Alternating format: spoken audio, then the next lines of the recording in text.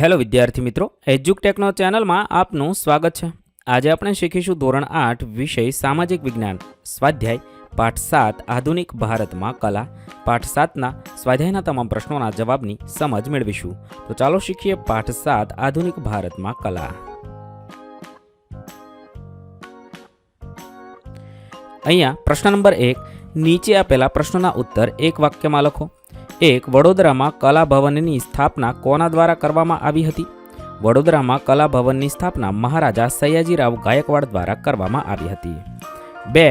પાલ ચિત્રશૈલીનો વિસ્તાર ક્યાં ક્યાં થયો હતો? પાલ ચિત્રશૈલીનો વિસ્તાર બંગાળ, બિહાર, નેપાળ અને તિબેટમાં થયો હતો। 3. ચિત્રકલાને પ્રોત્સાહન આપનાર મુઘલ રાજવીઓમાં કોનો કોનો સમાવેશ થાય છે? ચિત્રકલાને પ્રોત્સાહન આપનાર મુઘલ રાજવીઓમાં બાબર, હુમાયુ, અકબર, જહાંગીર, શાહજહાં વગેરેનો સમાવેશ થાય છે। 4. ચિત્રકલાનો પ્રસાર કરવા અવનીન્દ્રનાથે કઈ સંસ્થા સ્થાપી? ચિત્રકલાનો પ્રસાર કરવા અવનીન્દ્રનાથે બંગાળ સ્કૂલ ઓફ આર્ટ નામની સંસ્થા સ્થાપી હતી। 5. ગુજરાતમાં કઈ શૈલીના ચિત્રો વિશેષ મળી આવ્યા છે? ગુજરાતમાં જૈન ચિત્રશૈલીના ચિત્રો વિશેષ મળી આવ્યા છે। પ્રશ્ન નંબર 2, ટૂંક નોંધ લખો। 1. રાજા રવિવર્મા। રાજા રવિવર્મા વિશે લખી શકાય, કેરળ રાજ્યના કિલીમનુર ગામમાં જન્મેલ રવિવર્મા રાજવી કુટુંબના સભ્ય હોવાથી રાજા રવિવર્મા તરીકે ઓળખાય છે। તેનો સમયગાળો 1848 થી 1906 છે। તેમના સમયમાં કલાના ક્ષેત્રમાં પાશ્ચાત્ય કલાની વ્યાપક અસર જોવા મળતી હતી। રવિવર્માએ શ્રી રામાસ્વામી નાયડુ, થિયોડોર જેન્સન અને રાજવી કુટુંબમાં આવતા યુરોપિયન મહેમાન ચિત્રકારો પાસેથી કલાનું શિક્ષણ અને માર્ગદર્શન મેળવી પોતાની આગવી શૈલી વિકસાવી હતી। તેમના ચિત્રો વાસ્તવદર્શી છે। વ્યક્તિચિત્રો તૈયાર કરવામાં તેમની સિદ્ધિ અનન્ય હતી। તેમના ચિત્રોમાં ભાવને બદલે ટેકનિકનું પ્રાધાન્ય વધુ હતું। તેમણે પૌરાણિક ધર્મગ્રંથો અને સંસ્કૃત સાહિત્યમાં આલેખિત પ્રસંગો અને પાત્રોને કેન્દ્રમાં રાખી તૈયાર કરેલ તૈલચિત્રો ખૂબ જ પ્રશંસા પામ્યા હતા। તેમના ચિત્રોમાં વિરાટનો દરબાર, ગંગા અવતરણ, Urvashi, Shakuntala, portrait of lady વગેરે મુખ્ય હતા। રાજા રવિવર્માએ ઈસવીસન 1894માં મુંબઈના ઘાટકોપરમાં એક લિયોગ્રાફી પ્રિન્ટિંગ પ્રેસ શરૂ કર્યું હતું। આ પ્રેસમાં છાપવામાં આવેલા હિન્દુ દેવી દેવતાઓના ચિત્રો તેની ઓછી એટલે કે સામાન્ય કિંમતને કારણે સામાન્ય લોકો પણ ખરીદી શકતા હતા। વડોદરાના મહારાજા સયાજીરાવ ગાયકવાડ અને ભાવનગરના રાજવીએ રાજા રવિવર્માને નિમંત્રણ આપીને રાજકુટુંબના અને કેટલાક પૌરાણિક ચિત્રો તૈયાર કરાવ્યા હતા। તેમના ચિત્રો ત્રિવેન્દ્રમના સંગ્રહાલયમાં, વડોદરાની ફતેહસિંહ રાવ આર્ટ ગેલેરી અને ભાવનગરના દરબારમાં સચવાયેલા છે। બ્રિટિશ સરકારે તેમને કેસરે હિન્દનો ખિતાબ આપી સન્માન્યા હતા। તેઓ કલાના રાજા અને દેશની અમૂલ્ય ધરોહર હતા। બીજું છે રાજપૂત શૈલી। રાજપૂત શૈલી વિશે જોઈએ તો રાજસ્થાન અને મધ્યપ્રદેશમાં રાજપૂત રાજાઓના આશ્રય નીચે 10મી થી 16મી સદી દરમિયાન આ શૈલી પ્રચલિત થઈ હતી। તેમાં લઘુચિત્રો અને ભીંતચિત્રોનો સમાવેશ થાય છે।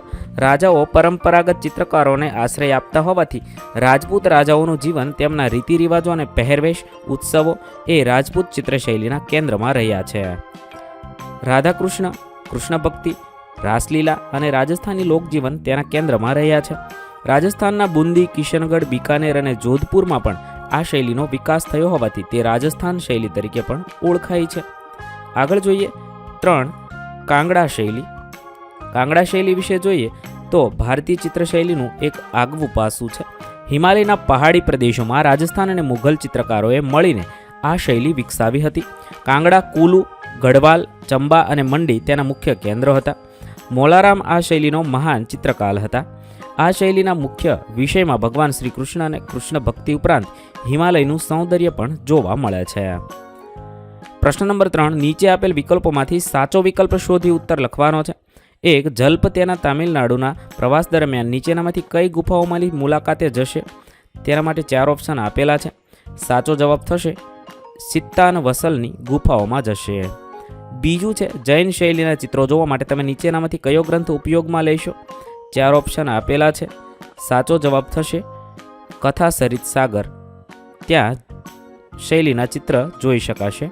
ત્યાર પછી ત્રીજું છે ચિત્ર પ્રદર્શન દરમિયાન ગુજરાતના ચિત્રકારનું ચિત્ર જો હેતાંશે તે ખરીદી લીધું, તેના કયા ચિત્રકારનું ચિત્ર ખરીદ્યું હશે? તેના માટે 4 ઓપ્શન આપેલા છે। સાચો જવાબ થશે પીરાજી સાગરા। સવાલ નંબર 4, એક ચિત્ર જોઈને તમે મૂંઝવણમાં મુકાઈ જાઓ છો। તે ચિત્ર જોઈ નક્કી નથી કરી શકતા કે તે રાજપૂત શૈલીનું છે કે કાંગડા શૈલીનું, તો ચિત્રનો વિષય કયો હશે? તેના માટે 4 ઓપ્શન આપેલા છે. સાચો જવાબ થશે હિમાલયનું કુદરતી સૌંદર્ય. ત્યારબાદ પ્રશ્ન નંબર 4, જોડકા જોડો. અ વિભાગ સાથે બ વિભાગને જોડવાનો છે. 1 જહાંગીર, તેને જોડીશું F, ચિત્રશાળાની સ્થાપના કરી હતી. 2 પાલ શૈલી, તો જાતક કથાઓ અને બોધિસત્વના ચિત્રો છે. 3 મુઘલ શૈલી, તો પશુ પંખીઓ અને પ્રાણીઓના સાઠમારીના ચિત્ર છે. 4 દેવી પ્રસાદ રાય ચૌધરી, તો મદ્રાસ સ્કૂલ ઓફ આર્ટની સ્થાપના કરી છે. 5 રવિન્દ્રનાથ ટાગોર, તો ચિત્રકલાના ભીષ્મ પિતામહ તરીકે ઓળખાય છે.